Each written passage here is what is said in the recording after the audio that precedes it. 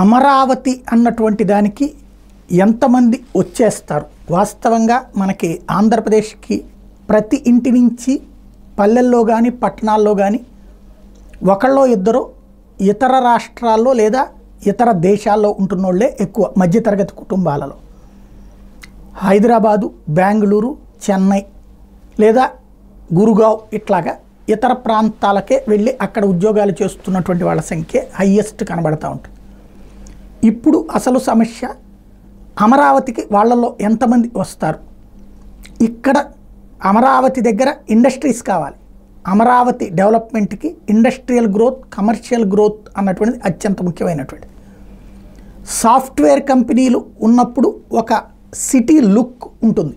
Like Bezawada, Guntur, Hyderabad, Bengaluru, చెన్నైలకి software తీసుకొచ్చినటువంటి లుక్కే ఆ towers, ఆ సిస్టమ్. హైటెక్ సిటీనే మనకి కళ్ళకు కనబడేటటువంటి అద్భుతం.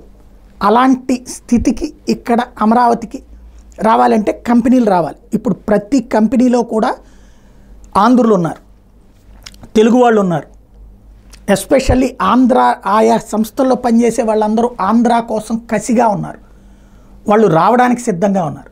ఇప్పుడు ఇక్కడ సాఫ్ట్వేర్ హబ్ కిందన ఎక్కడ ప్లాన్ చేస్తారు?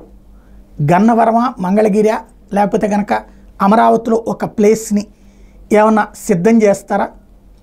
ఇక్కడ వాళ్ళు బ్రాంచీలు పెట్టగానే, ఎందుకంటే 2 టైర్ సిటీల మీద మెయిన్ కాన్సన్ట్రేట్ చేస్తున్నారు. ఇప్పుడు అమరావతి కూడా ఒక సిటీ కాన్సెప్టే కాబట్టి ఇది 2 టైర్ సిటీ కింద దీన్ని కూడా ఆ కంపెనీలు ఎస్టాబ్లిష్ చేస్తే ఇక్కడికి వచ్చేస్తే, ఒక్కసారి సాఫ్ట్వేర్ వాళ్ళు వచ్చేస్తే దాదాపు 100 రకాల వ్యాపారాలు వచ్చేస్తాయి.